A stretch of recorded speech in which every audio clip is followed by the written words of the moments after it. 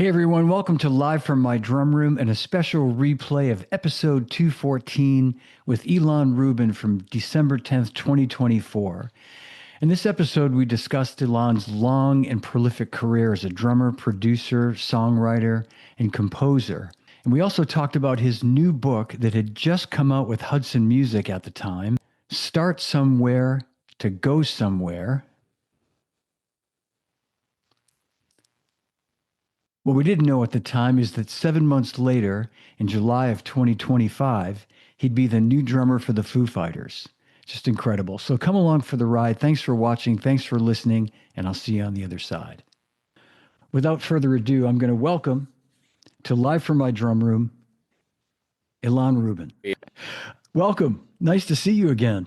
Nice to see you as well. I've got a lot of people watching, and one friend in particular that I think we both, a mutual friend of ours, Dave Wasikinen, who knows you from, I'm guessing when Dave was in San Diego, and Oh, of course, yes. drummer Dave and for I the Hooters. go way, way, way back. He was my first official drum teacher, and he's the one who taught me how to read notation. No kidding. Okay, he didn't Yeah, mention that. Wow. yeah. All right. Way back. Yeah, my dad would take me to lessons with him Saturday mornings for a while. It's a bit blurry as to how long we actually took lessons together, but I always have a very fond spot in my heart for David. And fortunately, I see him every couple years, every few years. I mean, this is going back at least 26 years now. Wow. Yeah. So yeah, great Man. guy. Great guy. And he said the same. He said great things about you and your family, and from what I know about you, you have, that's a big part of your success, I'm guessing, is the support you've had from your parents and your family, and two brothers too. Yep. One of whom's a musician, I think. Is that right? Or both musicians? They both are musicians. They've taken different paths, but yeah, very, very musical family. Yeah. And I would say with the exception of my mom, because she doesn't play an instrument, but she can hold a tune. Yep. That's usually Yeah. the case. The rare time she'll sing even to herself, it is in key. So bravo, mom. All right, Mom. Yeah. Yeah. Well, that tells you she has a natural, seriously. Well, I know you're being serious too. Like she has a natural ability to stay in tune, and Mhm. she has pitch, and yeah. And I'll tell you what, she'll definitely make a face if I'm not. So, she definitely knows what's going on there. Oh man. Well, I have to say before we start, man, congratulations on everything. I mean everything, Ilan. I mean, going back Thank to, you. yeah.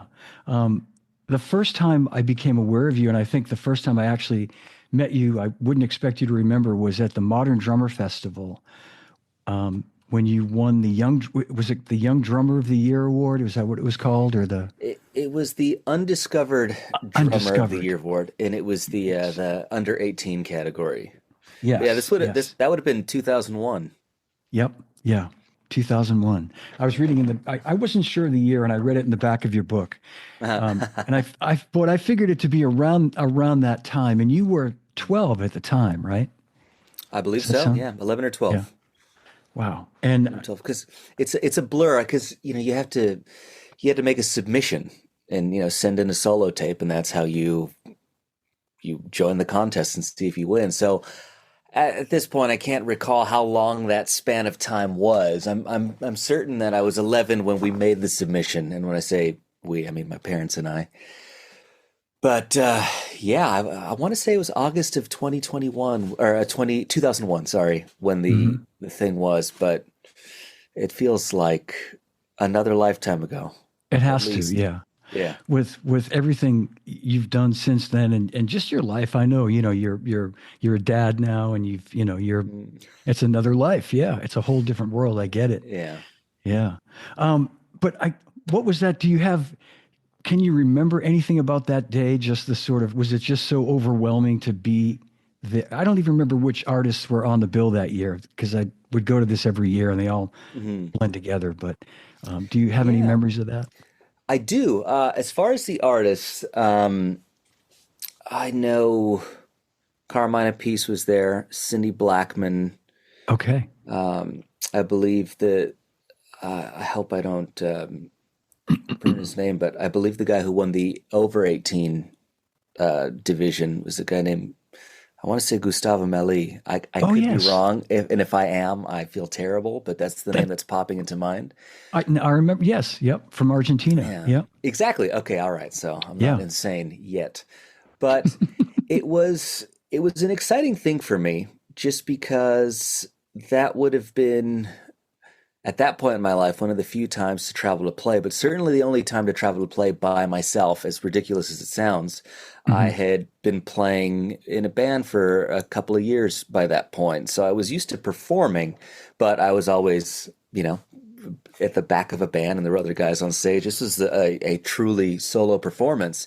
But it was also exciting for me because I wanted to enter that competition because I saw the video from either the previous year or 2 years back. It was whatever the Tony Royster year was. And I had that tape and I thought, I want to do that when I'm that age. And it panned out. So winning and Wow. getting Yeah. flown out to go do that, it was an exciting thing. And I'm sure you understand this, and anybody who's performed, once you kind of get on stage and the performance starts, you kind of just get to check out and do the thing you've prepared for. But everything leading up to it was a bit strange. But I do recall I think it was my first meeting with the actual Jim Chapin, which was great. There is a Yeah. photo somewhere. I wish it was higher def, but going back to Dave Oskinen, he's the one who got me that book. So meeting Jim a couple of years later, and I would see him at the NAMM show Hmm. following that, and he always remembered me and would always sit at the pad and he'd talk about Moeller technique, and I'm sure you've witnessed that many times. Oh But yeah. that was a Yeah. fun memory. And then I also loved part of my prize was getting all the books that I wanted. So I got a handful of books, which I still have to this day. One of them was Master Studies by Joe Morello, and he was there and he signed it for me. Now, one thing I will say, and pardon me if I'm rambling too much already, No, this is great, but man. a very big turning point in my drumming life was a tape that Hudson Music put out. They are the publisher of the book. It was a classic drum solos tape, and I talk about this briefly there. But that opened me up to the world of big band and jazz drummers. So at the time, Buddy Rich, Louis Bellson, and Joe Morello were the three that really opened it up for me. But this is, I want to say pre DVD because I had the VHS tape for sure. But I Hmm. recall my dad at the hotel asking somebody at the front desk if there was a VCR we could use so I could watch this tape and get inspired to perform. So and I had forgotten that Hudson put that out because, as we said, it's a long time ago. But Yeah. just this feeling of coming full circle and them being the ones to put this book out, it just feels like something in the making has finally come to fruition. What a great story, man. That's so cool. Yeah. And I remember your dad being there with you. I really do. Mhm. I was it just you two? Did your mom come out for it My too? mom was there as well. Mom Yeah, was there they're too? they're they're Okay. definitely a unit. Yeah. And I remember, and I hope you'll take this in the spirit that I mean it. You were just very shy. I remember Kirsten, of course, our dear friend Kirsten Uh-huh. Jensen, who Yeah. gave me a heads up. I think I knew you had won, and she said, um, I think we had just she had just signed you, or you had just maybe come on board with Zildjian, not much before that, possibly. I'm not sure. Or maybe were you still with Peisty at the time? I was still with Peisty, so Okay, all right, I mean, since we're talking about Kirsten, it was yeah. great. So initially, uh, and a lot of this stuff seems strange in hindsight because Everything is. to think of a 10 or 11-year-old trying to get drum endorsements, and obviously this is pre Instagram, pre YouTube. This is just I play drums. I'm in a band. I need Hmm. gear. Can you help out? I mean, what's really the incentive for a company at that point? An 11-year-old, other than a hopeful investment in the future. Hmm. Now, I know that she was going through some personal stuff at the time, but it didn't work out between Zildjian and 11-year-old me. And Peisty, I'm very grateful to them, came through, and I was with them up until about the age of 16. And I don't Okay. really know what happened at the time, but I was making progress in my career and I'd making the biggest jump yet. And you know how it is with companies. I mean, I don't know what budgets are like and product and quality control and this and that. But basically they said, look, unless there's a defect, we can't really do the wear and tear thing anymore. Hmm. And I don't know how Kirsten heard about this, but she approached me and she's like, I don't care if you run over your cymbals with a truck. And I thought, I can't argue with that, you know. But what was funny is that the cymbals that I learned to play on, which I mean, it was all my dad's gear. It was like a relic. I mean, down to the very flimsy flat bass hardware, but half of the setup was Paiste. They were Mhm. old 602s, and then the other half were just old, blackened looking Avitas Yeah. Zildjians. Oh man. Yeah. So, and we all have drum heroes who play both Paiste or Zildjian. So just, having the opportunity was a great joy. But yeah, I've been with Zildjian ever since I was 16. Okay. Yeah. And 20 years. yeah, 20 years. How about that? Yeah. And I remember, I guess maybe she gave me a heads up that you'd be there, or I knew you'd be there. And I just remember congratulating you, and you were very and understandably just reserved because this had to be just such an overwhelming thing. But do you feel, looking back at this, I wonder, like, I know, when I was younger, I feel like we're a little bit more fearless when we're young. Like, were you able to just kind of almost like let it roll off your shoulders that you're going to be playing in front of hundreds or maybe 1,000 people, and just Yeah, to a not let it get to degree. you? To a degree. I mean, the drums are a phenomenal instrument for those with a semblance of stage fright, I'd imagine. Now, I need to say, I've never had stage fright, but I Mhm. would imagine that those who do feel comforted in being shielded by their instrument, so to speak. Yeah, yeah. And I am grateful for the fact that I started playing in my brother's high school band as young as I did, because I felt like when you start that soon or that early, performing gets embedded into your DNA and it actually becomes a place of comfort. So as long as I was with behind the drums, I could do what I needed to do and it was comfortable for me. So I didn't have, this was before I discovered what anxiety was, but I definitely didn't have it back then. And it was just, okay, this is my set time. We did sound check. So Hmm. you're up. Okay, I'm going to do it. And I'm going to do what I practiced. And there we go. That's how it went. And I just recall thinking, okay, I nailed it. It was better than I practiced it. And I'm happy. I did my job. That's great. That's great. Yeah. It's funny though, because I live in LA now. I'm from San Diego originally, which is my where my parents still live. And whenever I visit down there, I still have the award in my childhood bedroom. So I'm just like, that's That's cool. great. Yeah, Still that's sticks so out to cool. me. Yep, yep.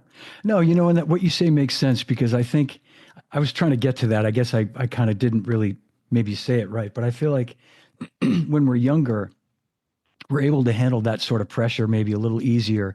But it sounds like you've really got this balance anyway, and I'm guessing because you've been playing so long, that you've managed whatever quote anxiety there might be. But like I feel like for me now at my old age, when I go up and play in front of people, especially if there's drummers in the audience, I'm nervous as shit. It's Oh just yeah. like, man, like, oh, there's that guy out there and he's gonna check everything I do. But like, when we were kids, I feel like it didn't matter if there were a couple of girls in the audience. That's all that mattered to me. Just Mhm. like, Well, it's it's funny. I mentioned this is before I discovered anxiety, and at this point, the show is the actual point of comfort. It's leading up to the show that I can't stand, especially the yeah. hour and a half where you're just constantly staring at the clock and Hmm.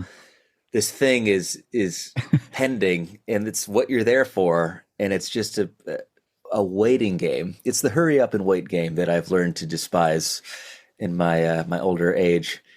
Yeah. Yeah. But the performance is always the point of relief.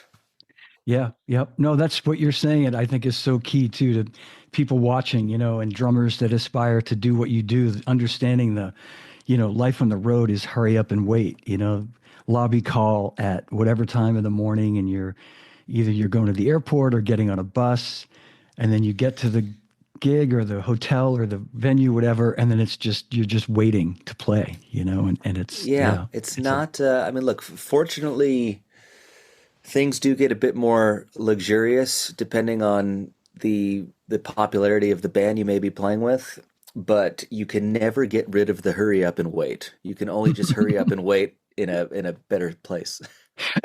yes, yeah, well said, Yeah. man. Let's talk about, as part of all these congratulations, some of the things besides the Modern Drummer Award that you got. Um, Youngest person ever to be inducted into the Rock and Roll Hall of Fame, which is Mhm. just ridiculous. That is so cool. Well, thank you. Congratulations on that. Yeah, yeah, I appreciate that. and with Nine Inch Nails too, no less. I mean, like Mhm. with really like a band that, like, has just, you must be so proud of that, just to have that. I am. I just, and I'm not saying this to be self-deprecating anyway. I feel an honor to have this trophy over here with my name on it, and it was one of those things that, as a kid, you have your heroes. They've been inducted into this thing, and you think, okay, one day I'd like to do that, and perhaps you picture yourself way down the road, and the fact that it happened as a 32-year-old, and as you said, just being the youngest to do it, at least until somebody beats me, it's a cool thing to be proud of. Now, the only thing I have to say is that Nine Inch Nails was legendary far before I joined. So I can only imagine the sense of pride that Trent has, for example, because that is his baby that he created and he Sure. Yeah. grew over a tremendous career. That being said, it's shocking to me that I've been a part of this band for 15 years, but it's just, there's no doubt that the band would have been there without me, but I'm happy to be a part of it, I guess is my long-winded way of saying that, but very grateful nonetheless. Well, that's that's really, I mean, that's huge of you to say it that way, and I have great respect for you, Ilan, for saying that, and but Thank you. I think it speaks volumes that Trent wanted you to be there. I mean, that was, I mean, he had to have made the call, right, to have you be inducted. So That is true. Yeah. In fact, little side story, got a quick call from him before that was announced, and he said, look, Nine Inch Nails is being inducted into the Hall of Fame. It's going to be announced next week. This was probably just before the weekend had started, whenever it was. And he said, I just want you to know that I'm trying to get you and a handful of the guys inducted alongside me as well.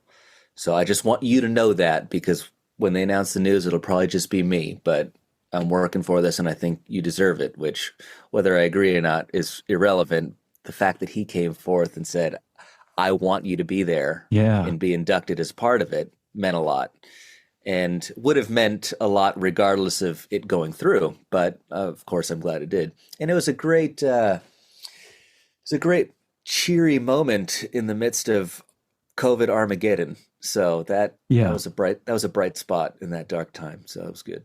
that's great. Yeah, and I'll just say again, yeah, I mean, I have to think that the fact that it was Trent and that he has a lot of juice with the Rock Hall was, I don't know if they would have, if it were some other artist, if they would have went, well, we're inducting you, and it's, or the band, or Hmm. but yeah, but anyway, kudos to him and kudos to you for that all It could happening. And it could have been that the Red Hot Chili Peppers set a dangerous precedent, because I think they inducted anybody who's ever played a note with them a few years before that. So that's, oh man. What else, man? There's like, you get all these accomplishments that are just, I mean, I think I saw too. I mean, I know you performed at Woodstock. oh Was it? god. Yeah, I know. And it was obviously Yeah. not Woodstock 69. Was it 99? Was that It was 99, the 30th and anniversary? Yeah. it's just one of those things. It's become a little anecdote a little Yeah. bullet point that people mention, which is totally fine. I mean, it is what it is. It was the summer of fifth grade for me, and my brother's high school band had won a sort of competition, and the prize was to be the first band to open up Woodstock. Now, here's what's funny, and I don't, like I said, it's not something. It's not, certainly not a bad thing. It's just a lifetime ago in a band that I hardly have any memory of just because of how long it's been. But what I do recall that experience is that was it's some I want to say some kind of airfield or some kind of field, and the two main stages were at opposite ends of this Mm. colossal place. And in between the two of them was this hangar. So we played technically the first, but on neither of these main stages. We just played in this hangar. And that's what that was. Very first band. It was a big crowd at the time. But the funniest thing about all of this is that all these years later, I was in a conversation with Matt from Muse. Those guys have become friends. Hmm. And they were talking about, yeah, we played on this emerging artist stage at Woodstock. And I was like, wait a second, you guys played that? They're like, yeah, it was very strange. And I was like, I played that too. Very first band. I was like, but I must have been 11 years old at the time, or 10 years old, or whatever it was. And he was saying, I may have seen you because I remember thinking, what is a kid doing here? And then all this time later, they're one of the biggest bands on the planet and have been for who knows how long. And just the fact that we had been around Yeah. each other completely unbeknownst to us at the time is just a very, very funny thing. But yeah, I guess it's strange that sort of little factoid about me is, I don't want to say it's taken on a life of its own. I'm just shocked that it has stuck, I guess Yeah. is a way No, to put it. I guess it's one of those things that yeah, it sticks. I mean, Woodstock is, has it, obviously it's not Woodstock 69 because it was many Hmm. years before, you were playing drums, Yeah. so to speak. But still, I mean, it's you were there, you were at Woodstock, and you were the youngest musician and the first band to play there. So Yeah. There you go. Yes. yeah, so I picked it up somewhere. I think I saw that somewhere, and It's I out thought it there. was, It's probably, yeah, line one of Wikipedia, probably. I don't know. But yeah. Yeah. oh, too funny. So I know you're a multi-instrumentalist. You play. I mean, do you play all the instruments on your own recordings? I know you play keyboards. I do. Um, Yeah. yeah. In fact, funny enough, the with the exception of vocals, piano is the final sort of mainstay instrument that I picked up. Being the youngest of three boys, well, they may have started with the drums as I picked them up. They gravitated towards guitar and bass, so I had access to those, and Mhm. I followed a similar path of learning my first riff or my first lick, and then becoming obsessed with wanting to learn more and more and more, and getting better and better at it. But it wasn't until about 15, probably, that via classical guitar, I then sort of had this epiphany that the piano must have been the grand master of these instruments. And I told my parents, I want to learn how to play classical piano, and they thought it was a phase because it was all classic rock at that point. Mhm. And I was like, no, I really want to learn how to play piano. And they're like, well, we have this old keyboard in the garage. Why don't you play with that for a little bit and see if you still like it? Learned a little bit. They got me my first little kind of digital piano that was weighted, and then I really took off from there. But it's funny, we did our sound check about at this point an hour ago, and while I was in the Zoom waiting room, I was practicing piano. So there you go. Wow. Okay. So that was one of the questions I wanted to ask you is because I know you're really an accomplished piano player, and how I'm always curious. No, really, with someone who's truly a multi instrumentalist like yourself, like how much time do you devote to like playing drums and play? And I'm sure it varies on how you feel and whether you're composing a track or something. But in terms of like enjoyment, do you get more enjoyment out of playing piano or? It really depends. And while this may be disappointing to some listeners who happen to be drummers, when I'm home, I don't really play much as far as the drums are concerned. And I mean that for the sake of just sitting down and playing. And Yeah. there's a manifold answer or reason to that. One is this is like a little hybrid DWE kit that I have here for some MIDI recording with songs, and just if I need to work on something, I can have stuff to hit. But I don't have a kit at home because my neighbors would absolutely have me whacked just based on volume. But jokes aside, when I'm on tour and playing drums, I don't get to do any other stuff really. I don't get to play piano. I don't get to play guitar or bass unless I haul one around with me. And when I'm home, I kind of play when I have sessions. I play when I need to record for myself.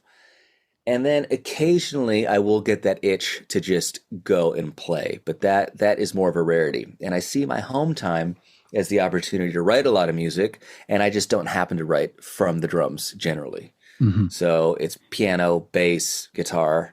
Yeah. And they're just much easier. I mean, I have a guitar on the couch. I have a guitar right here. I've got a keyboard there. And Yeah. it's easy to kind of just dive into it that way.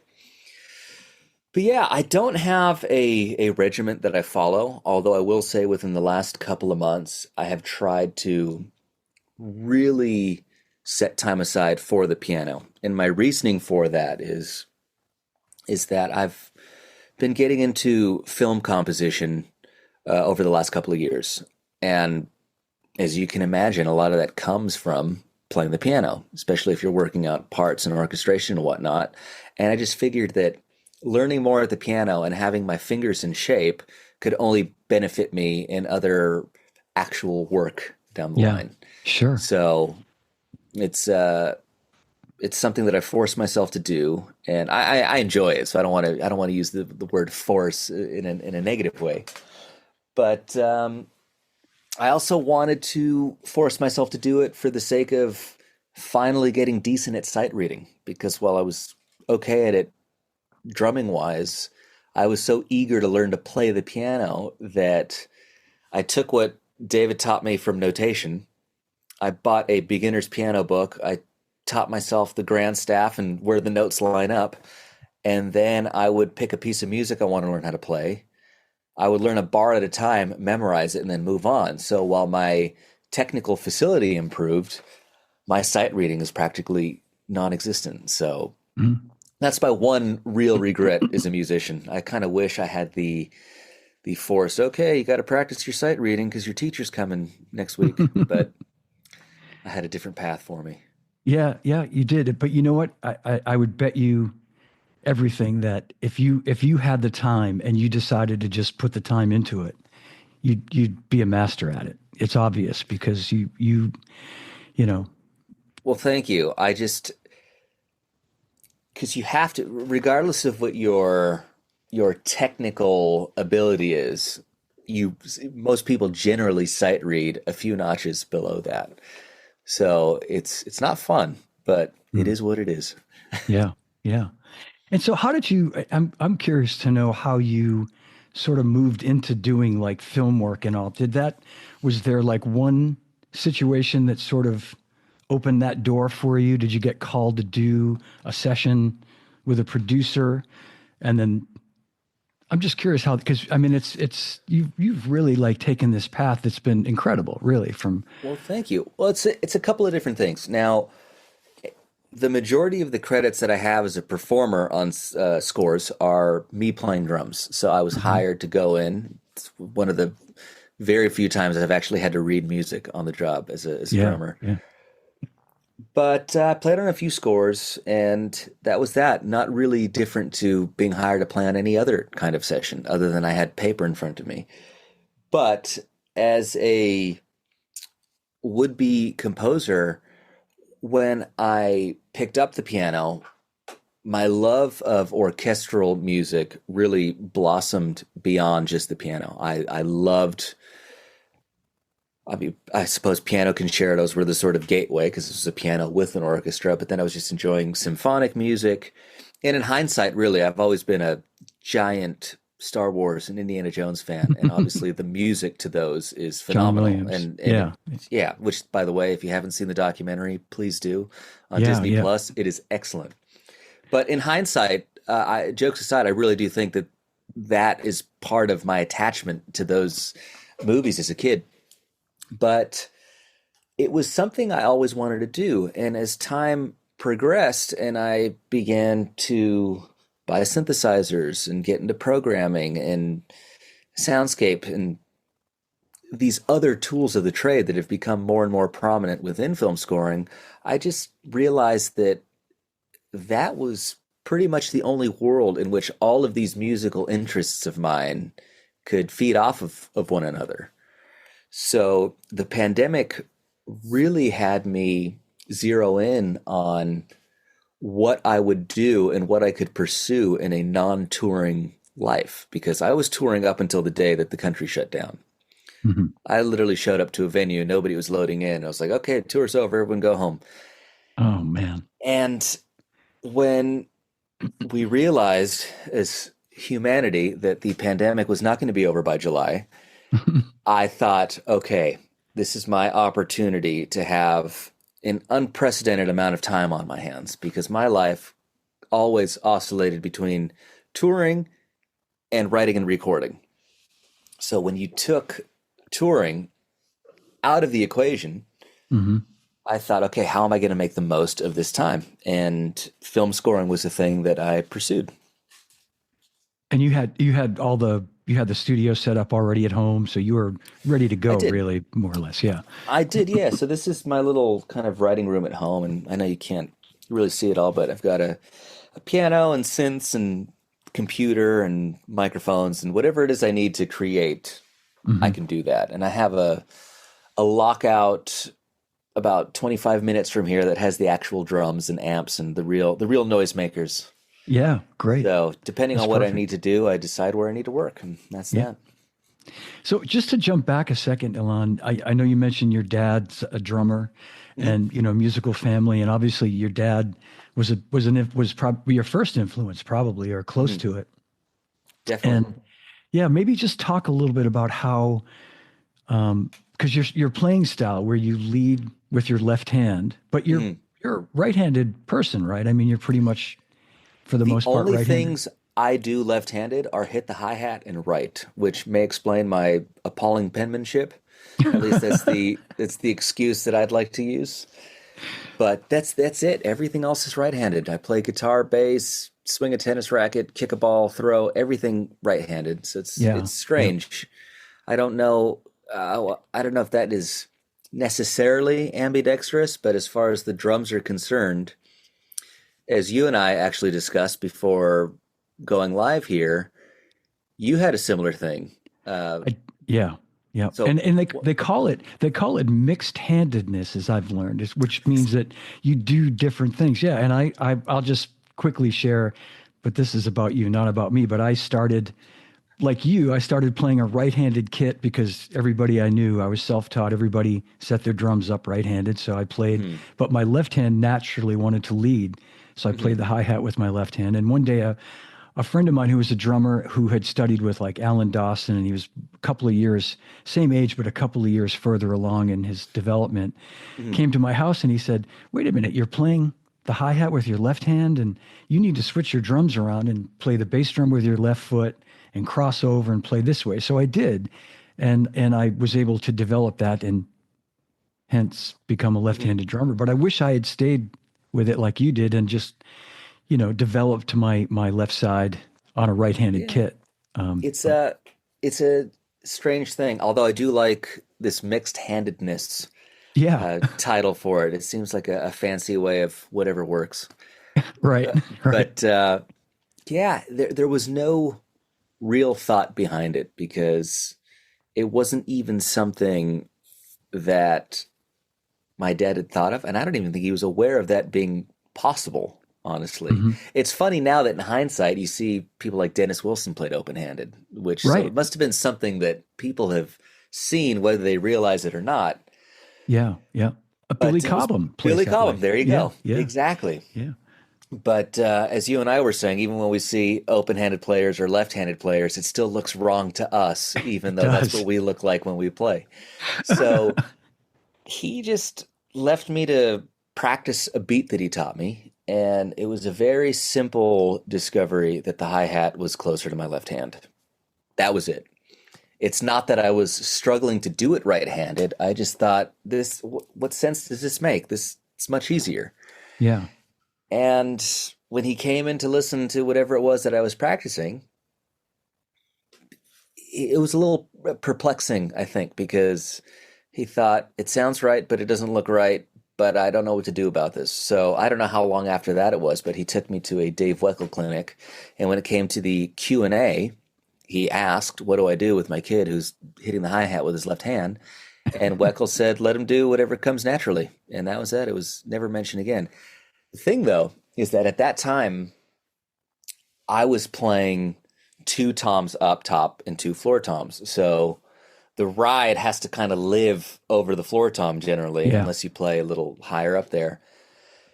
But you know the cliche of you start playing drums and the drums get bigger and bigger and more pieces, and then they start going the other way around. You get to a simpler kit. So when I lost one of the toms and I moved the ride into the correct spot, I was like, "Oh my God, this is so comfortable." You Yeah. know, because Yeah. over the floor tom, it's a little awkward. I kind of felt Right. like Alan White or something. It didn't seem right. But the comfort of having that, I think, really solidified more so this idea that, okay, when I'm on the hi-hat, I play with my left hand, and when I move to the ride, I play with my right. And I Wow. did used to have a ride over to my left, kind of tilted. I Hmm. guess is kind of what Mike Borden does, Yeah, uh, exactly. un, Mike Board. unbeknownst to me at the time. But things evolve and things change, and I've tried to just say, okay, if I can do it one way, I got to be able to do it the other. Yeah. It's amazing when I'm gonna play a little video of you playing and seeing you play so comfortably leading left hand on the hi-hat and then playing the ride cymbal. I mean, it's incredible. It really is. Well, thank you. Yeah. In fact, if you're okay with this, I didn't mention this. I don't want to. Uh oh. I'm kind of surprising you. Uh Um, oh. I found a clip from, and I was at this event as well, the Guitar Center Drum Offs in 2011, Yeah. and there's a video of you playing. Mm. I thought I'd play a little bit of that if that's Sure. Go for it. let's do it. Okay. Yeah. And I was there that night. I often enough, okay, unless it's like a Buddy Rich masterclass of a drum solo, I'm generally pretty uninterested in them. And I will even throw Moby Dick into that. Okay. My favorite parts of Moby Dick are the riff at the beginning and the end. Yes, I'll watch John Bonham tie his shoes or drink a beer. So I've logged many, many hours listening and watching Moby Dick, but it was not my favorite part of his playing. So I didn't want a drum solo to be boring. And the only experience I had apparently was 10 years prior to that at the Modern Drummer Festival that we were talking about. Hmm. So I wanted to try to do something a little different because it does, in a way, add a framework, namely a tempo to play to. And Right. I thought that was fun, and I thought it was a cool challenge, and I was very well versed in playing to a click, especially with Nine Inch Nail stuff and recording. So I thought, okay, I haven't seen anybody do this, so hopefully it's interesting enough. Now, when I say interesting enough, out of my 15-minute time slot here, I spent 6 or 7 minutes doing a solo, a couple minutes doing a sort of drum duet with a friend, and one of my brothers was playing bass. And then I spent the latter half of the performance actually playing guitar and singing. So I was very aware of not having a boring 15-minute drum performance. And I'm not saying that all 15-minute drum performances are boring by any means, but I I know thought, exactly. Yeah. Yeah. how much can I possibly pack into this 15 minutes? And that's what I did. So it was a lot of fun, and I think it's a cool exercise, even if people want to try it at home. It's playing to a click without playing to a click. And you can have this thing to feed off of and play in and around as opposed to just focusing on staying in time. Yeah. Yeah. So I thought that was a fun approach, and Yeah. people still mention it to me 14 years later coming up or whatever it is.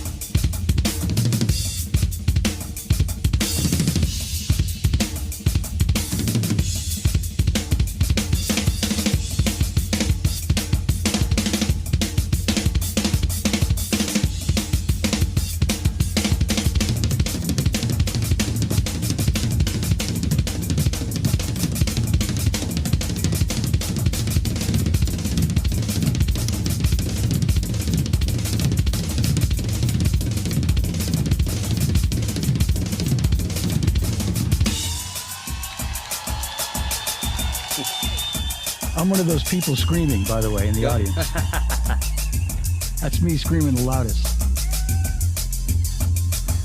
I haven't watched this in who knows how long. I mean, why would I, right? But yeah, it's a fun flashback. And when you start getting into this stuff, this is...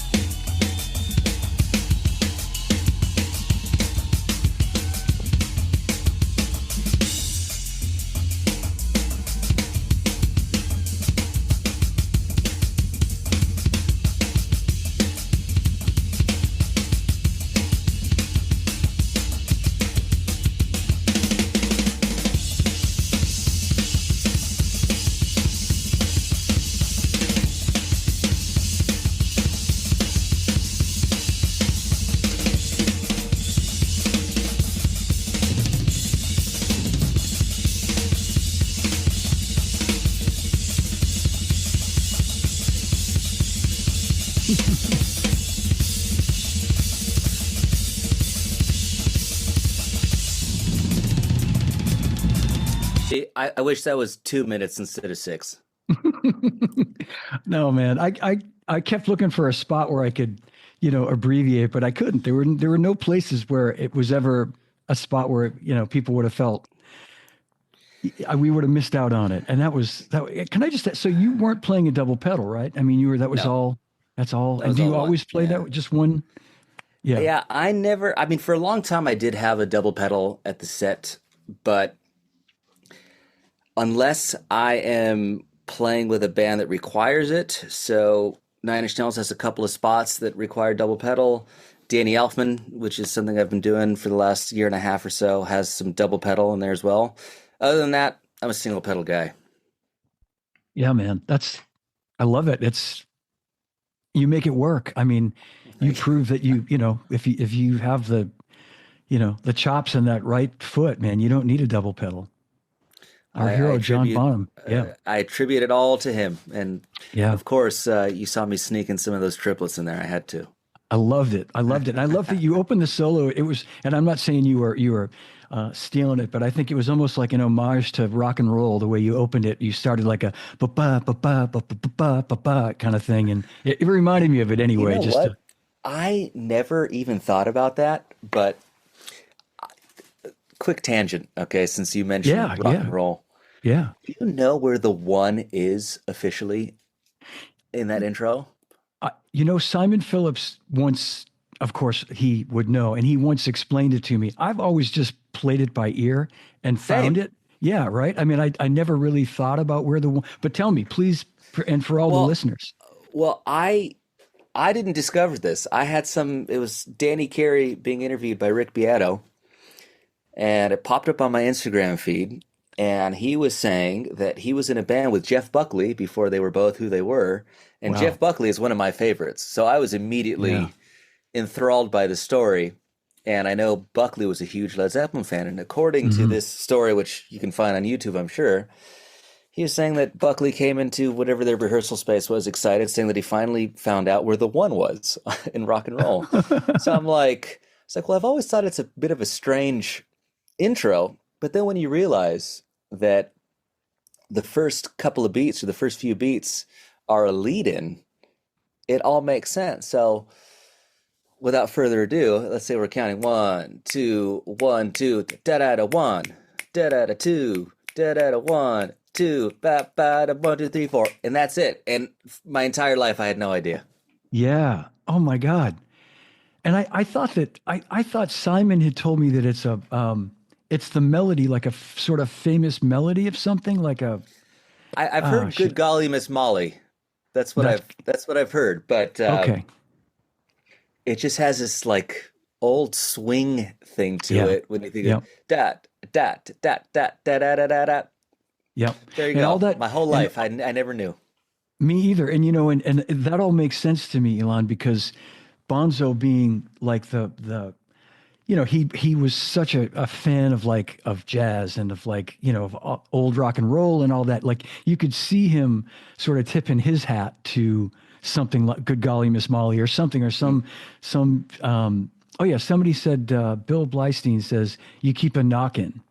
And maybe that's what I'd heard or something and then when it was Simon that broke it down and explained it, I went like, yeah, I can hear that, but Simon Phillips is an open-handed drummer, isn't he? That's right. Simon's another one. It's like, and I first heard about Simon Phillips through coming back to David Oskinen because he was, I guess, intrigued by my open-handedness, my mixed-handedness, and he told me about Simon Phillips.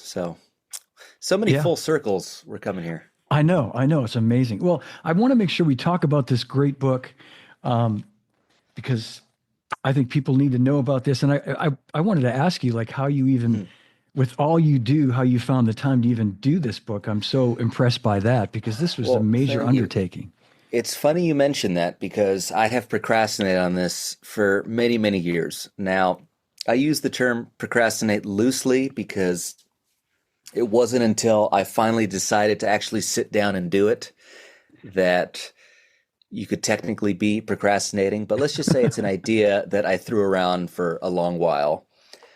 And I suppose the thing that really made me commit to it when I did, which was sometime last year, uh, we were expecting our first kid. Still only have one, but this is a big Congrats. life change. Thank you. There's a big life changing moment coming underway. And of course, you can only anticipate how much things are going to change. And knowing that I would have even less time on my hands, I thought I have to do Yeah. this now while I can. So I did it. And it was a great learning experience. And as we talked about earlier, it was a huge undertaking that I underestimated. Now, I love the challenge of it. And I think the undertaking was a little amplified just because of a tinge of OCD. And what I mean by that is, okay, let's say you know what you want to write in this section. Okay, I want to do a 6-stroke roll section. And you write that first just because you're excited to do it. And you realize, okay, it's 10 exercises. Well, then you move on to the next one. You realize that should be 10 exercises because if they're not the same amount of exercises, that's going to make me feel uncomfortable forever. So I kind of set these parameters that did not need to be there. So that was a fun challenge because a big point of the book, although it was much longer than I would have ever anticipated, and I hope you agree with me. If you don't, please feel free to say so. I did not want there to be a lot of fat. I wanted it all to be very Yeah. useful and be a very obvious sort of platform to jump off of for people. Okay, you want to learn how to use paradiddles around the drum set? Here are 10 exercises, and here's what you can do with them if you so choose. I didn't want to do one of those, and albeit legendary books like Stick Control Hmm. or one of the Garibaldi books where it's about every permutation that you can possibly do and every variation. I did not want to do that because as a kid, although I loved reading these books, I always wanted to get to the next thing. I didn't Yeah. want Yeah. to just, keep displacing one beat or one accent. And those things are phenomenal. I'm certainly not downplaying them by any means, but they're great for coordination, Hmm. getting a better sense of rhythm, and just showing you what's possible. Right. But I wanted this to be a book about here's how I use them, here's why I know they're useful, and here are ways that you can make them useful within your playing. So I covered a lot of ground. And the shocking thing, talk about underestimating, when I initially spoke to the guys at Hudson, I just had a sort of a one sample chapter and a table of contents. And they're like, this table of contents is definitely 2 books, maybe 3 worth of material. So why don't you just do the first 4 chapters as your book?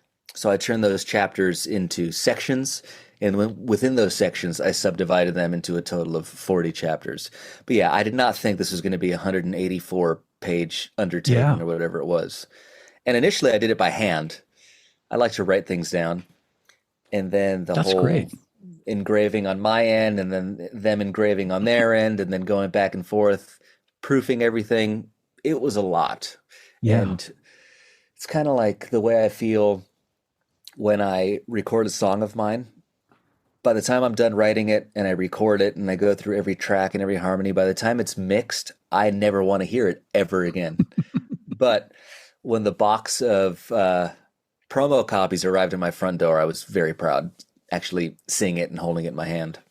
I'm sure you were. You had to be. And so what you're saying, Elon, is that there's going to be maybe a part two and part three? Is it safe to If say? anyone buys the first one and enjoys it, I'd love to do a second one. Great, man. But yeah, because one thing I will say is that there isn't a single groove in that book. It's all about rudiments at the set. Now, I talk about how you can use them, whether they be jumping off points for solos, or you can cut each of these exercises into fills.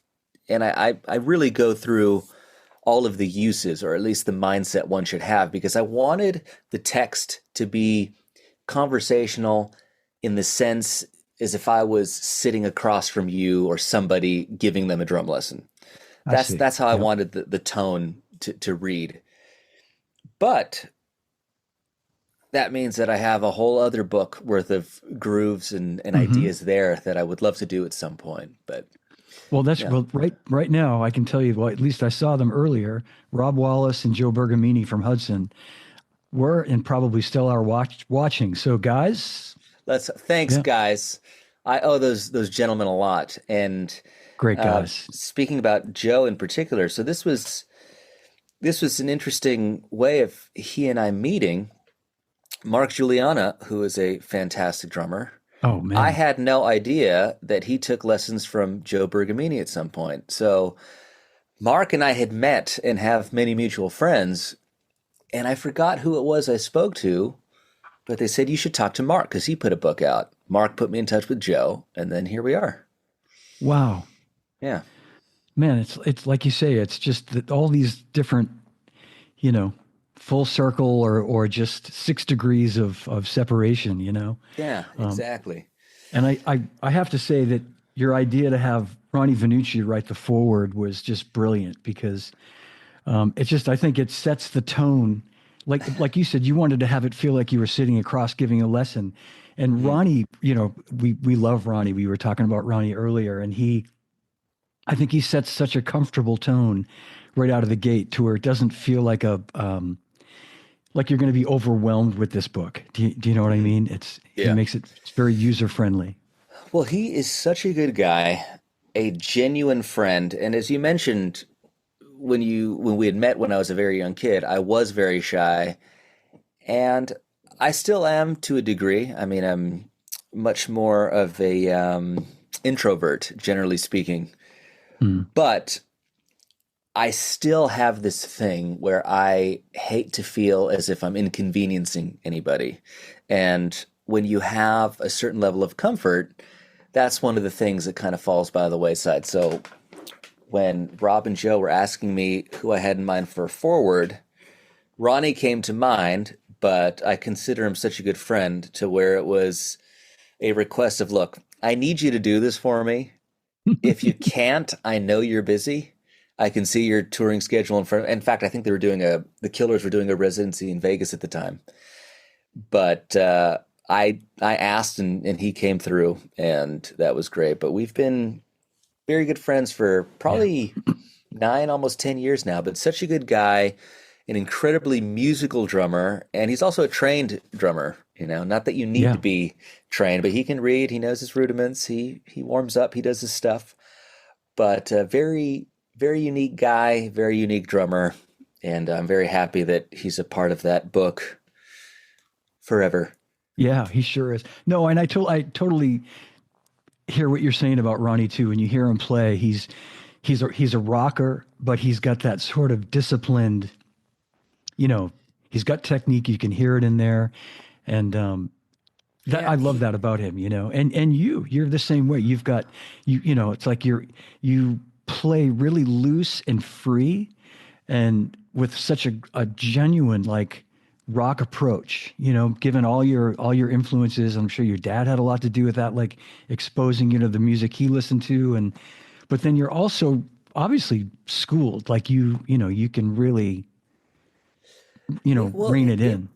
a thing that I'm in hindsight I love is I am a big proponent of all sorts of, I mean, education in general, but musical education. I always found it hilarious.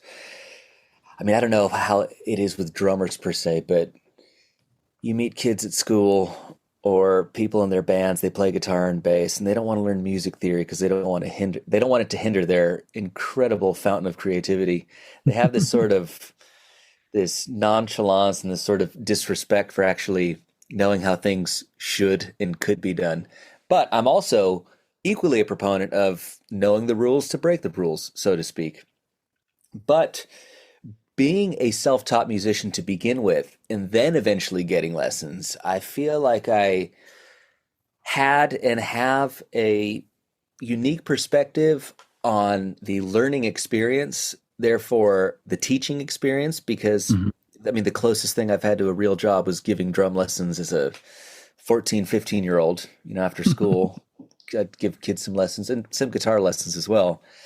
But just finding a way of making somebody understands something, how to switch the perspective so that it suddenly clicks. And you certainly don't need to be schooled to be fantastic. I'm not saying Sure. that I'm fantastic, but you get what I'm saying. There's no Yeah. there's no ceiling. As long as you're willing to learn, whether you learn from reading or by listening, it does not matter. But it certainly doesn't hurt to know both. Hmm. And I just felt like that was a unique perspective and something that I'm happy to have done on sort of my path, because I've never taken a guitar lesson, for example, in my life, but I've got a lot that I've learned from both ear and books. And I mean, these days with YouTube, it's the wealth of knowledge out there is pretty phenomenal. And I did not have that. It was either, I mean, I'm not saying, back in the day where information wasn't available, but you had to go buy it and really spend some time with it, whether it was tapes or books. And that's what I did.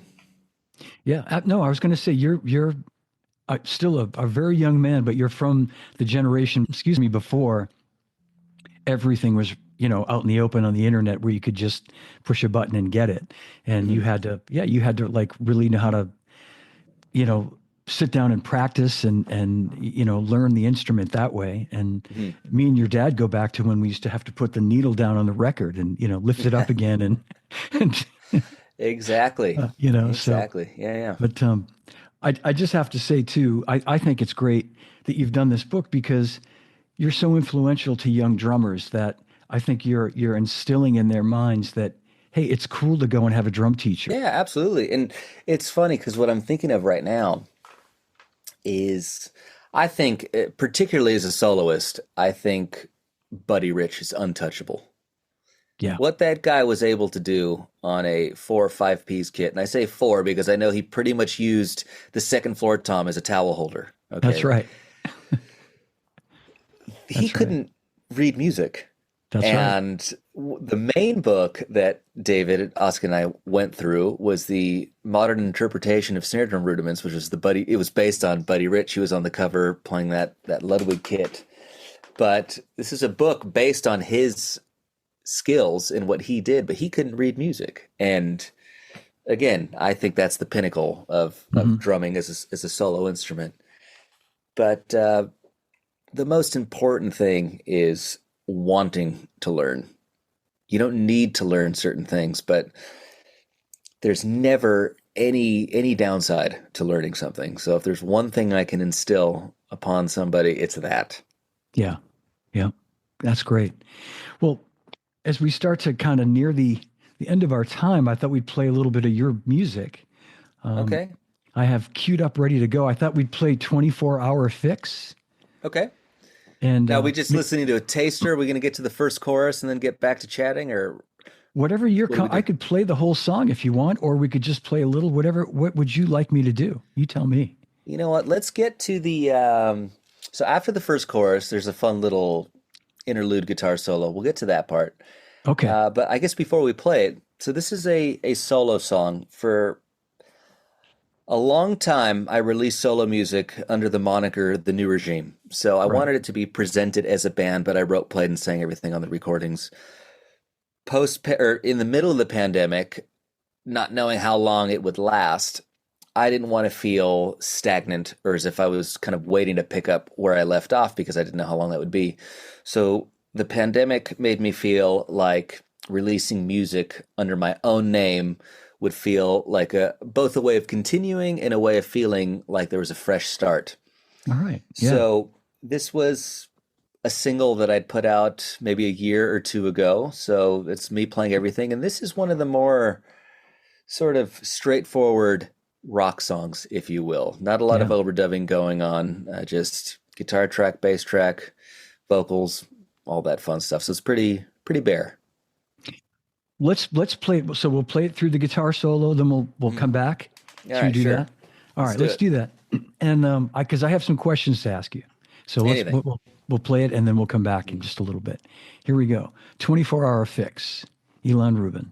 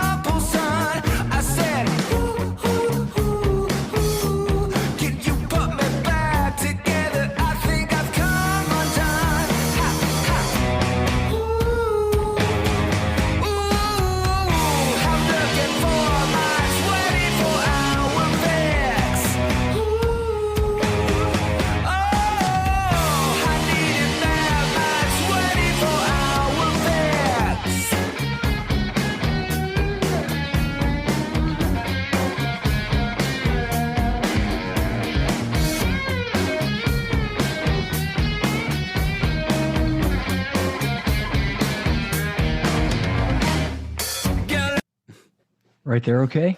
Yeah. All right. So that's you playing all the instruments, as you say. Yes. Hmm. Unbelievable. All right. Let's just start with that. You're a great singer. Well, What a thank you. yeah, man. What and but you don't consider yourself. I mean, do you think much about that? I'm just as a drummer that sings. I'm just curious how much weight you put into that part of your composition, into your creativity. Like where As a singer. as a singer, where do you? Yeah. So, so being completely honest here, I do love to sing, but singing was a thing that I made myself do at around 18 years old. And it was because I had this epiphany where I thought, okay, I can play, just being frank here. I was like, I can play the drums, guitar, bass, piano well. But if I can't do the most important thing to complete the package, to write songs and be totally self-sufficient, then what's the point? So I forced myself to sing. And like with anything, I've improved as time has gone on. And I love to do it, but it was the sort of final piece of the puzzle. Wow. Well, and did it come pretty naturally, Alon? Did it feel like it once you got comfortable, like as far as Well, here's what's funny is that I had to learn a lot, and coming back to me being shy, especially when I was younger, I really did some things as a singer that kind of bit me in the ass, and I'll elaborate. I was so shy as a new singer that when I would write songs, I would quietly write the melodies in falsetto, just with the guitar, and I'd mumble ah, things in falsetto. And then when it came time to step up to the mic and sing, I was at the top of my range.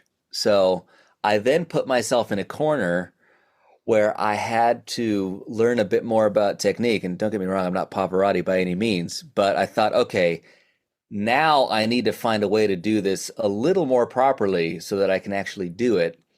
And then you start learning things about which keys and registers. I mean, I know I can comfortably, powerfully hit a B flat or a B above middle C. Anything beyond that is a bit of a crapshoot, and I try to stay away from that point of the register. And I keep that in mind for harmony and mhm. high points of range and whatnot. But yeah, you cannot be shy and sing. It's you there's nothing to hide behind. You can be shy and play drums, and you may Mhm. not hear it when you strike the drum, or same with the guitar or whatever it may be. But in a voice, you can hear it. It's everything you're feeling is inherent in the quality of the tone that your voice produces. So I had to learn a lot there. Yeah, excellent point. Excellent point. I'm so impressed, really. Not surprisingly, and I have to, with that song and all of like the new regime stuff, and I just have to give a shout out to my son, Ooh, John yes. Jr. Yeah, who's a huge fan of yours, by the way. He's a drummer, and Oh, he's thank you. I have a son and a daughter, and you're right in between their ages. He's 37 and my daughter's 35. Oh, And wow. yeah, and I told him weeks ago when we first started talking about this that you're going to be on the show, and he was so excited. He's not watching now because he's working, but he'll no doubt watch Mm. the YouTube. But anyway, but you've been a real inspiration to him too, just in terms of your musicality, and he's Well, always thank you. yeah. I mean, when I told him that I knew you from all those years back, he'll say to me, "Dad, have you checked out what he's done, lately with this and with So anyway, it's Well, I and appreciate that. Tell him I appreciate that. I sure And will. Yeah. in listening to this song in particular, I said it was probably the most sort of straightforward rock song that I've done, and it's pretty bare in terms of the instrumentation. If you wouldn't mind, though, take it to about the last minute of the song. I Sure. do this kind of jam section, and of course, playing all the instruments myself. I think you'd probably appreciate that I kind of go off into this jam, and the way I solidified the parts was I would loop these things in the studio to kind of come up with the idea, the sort of structure, even though that's kind of the antithesis of jamming. But there's a way I like to play bass, a way I like to play guitar and drums and so on and so forth. But to get all of that to feel as if it's guys jamming in a room, Hmm. it kind of has to have this ebb and flow, but it also has to be calculated. So keep that in mind, and Okay. then tell me what you think of that. All right. Perfect. I'll maybe the last minute and 15 seconds. Is that cool? Sure, I should do it. I think so. Okay. Let me, I'll go back to 120 just to, I don't think anybody's going to mind listening to more of this Mm. song, Ilan. Well, Here we thank you. go. Okay.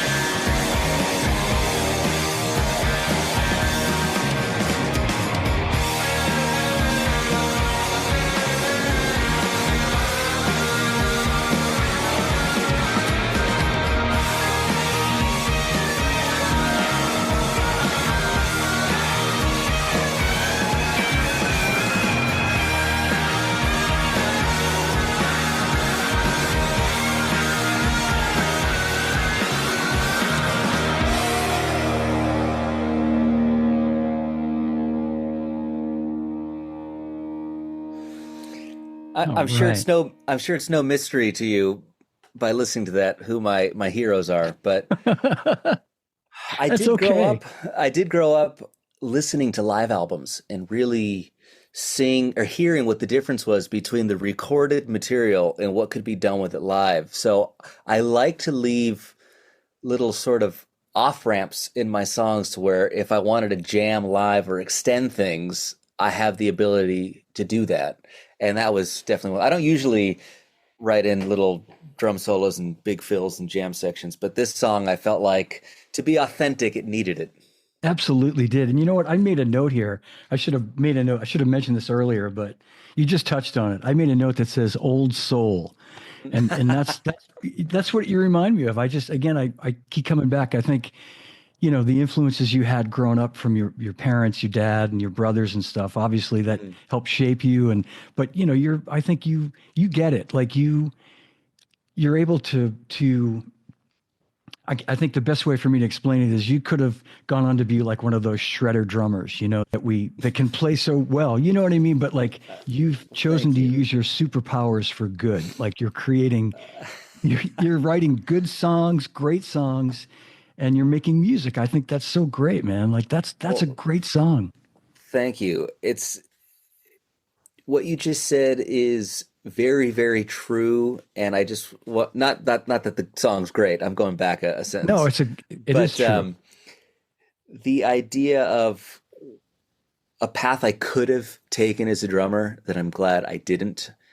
It wasn't for a few years where all I played were drums, but the thing that really got me interested in other instruments is that I felt like I was at a crossroads of sorts. I mean, everyone can always get better at something, but often enough, especially if you're treating an instrument as a soloist, better usually means more complex. And there Hmm. came a point with the drums where I was becoming less and less interested in that. I didn't want to have to get a cowbell on a left foot or a wood block and start learning clave because that was the next difficult thing I had to learn how to do.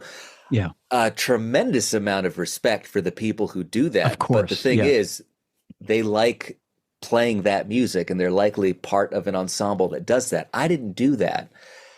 So I thought like, okay, I can start getting into weird time signatures, although bands I play with got me into that territory. I mean, some of this Danny Elfman stuff is so all over the place, but I'll bet. Yeah.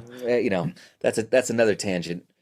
But I realized, or I decided that rather than getting into these more and more complex territories of drumming, it would be more exciting and beneficial overall to just get in at the ground level on other instruments. And the way all of that knowledge kind of helped me as a musician in those other respects, I think is priceless. Because one thing I will say is that when I play the bass like a bass player, not like a drummer who can play the bass. And Yeah, I yeah, have wanted to really put in the time to be able to do that. And the same goes for guitar. And I don't want to sound like I'm tooting my own horn, but if you want to add more instrumentation to your arsenal and you put in the time to learn, that stuff, whether you realize it or not, will help your other instruments and the way everything kind of relates. So I feel like I spend a good portion of my ear listening to everything else that's going on around me rather than just focusing on playing. yeah, yeah. So it's all beneficial. No, I think that's what I was trying to touch on, Ilan, was that like you're a composer, obviously, and you're composing music that each instrument has a purpose, and you're not trying to create songs where you're I think it's great that in that song in particular the drums have a purpose. They're the foundation of the band, and it's like you're supporting the song. You're doing the job that a drummer's supposed to do, which is supporting the song, and then all the other instruments do the same thing, and the sum of all those parts makes a great track. Well, thank You're you. welcome. Yeah. Can I just ask, so Of course. before we wrap it up, on that particular song, how did you layer the instruments? Did the drums go in last? Did you put like the guitar first as a You mean for the final recording of the song? yeah, So I will always do drums first. you always do drums first. Okay. Always do drums first, just because I feel like, I mean, you and I both know it is the foundation, it is the backbone. Right on. So Yeah. for it to be as tight as it should be, everything needs to be built on top of that. So drums are always first, and then guitar or bass, depending. On Hmm. this, I decided to do guitar first, just because the guitar is almost more the rhythmic basis than the bass, only because, yes, the bass and guitar are both pumping along in eighth notes, but the bass then gets more syncopated in little Hmm. bass fills and whatnot, whereas the guitar is always straight. Yeah. So Yeah. yeah, drums, guitar, bass, vocals, Wow. Yeah. and then percussion at the end. Yeah. It's great. And for anybody at home watching, you can download this track. It's 24-hour fix, the single, and it's under Ilan's name, Ilan Rubin.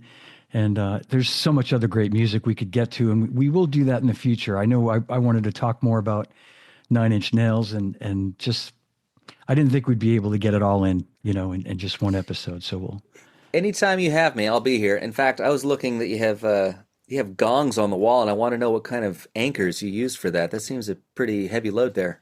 It is, and I had this. There's a woman that put all those cymbals and gongs up on the wall for me because I could have never done it. She specializes in that, and Very actually impressive.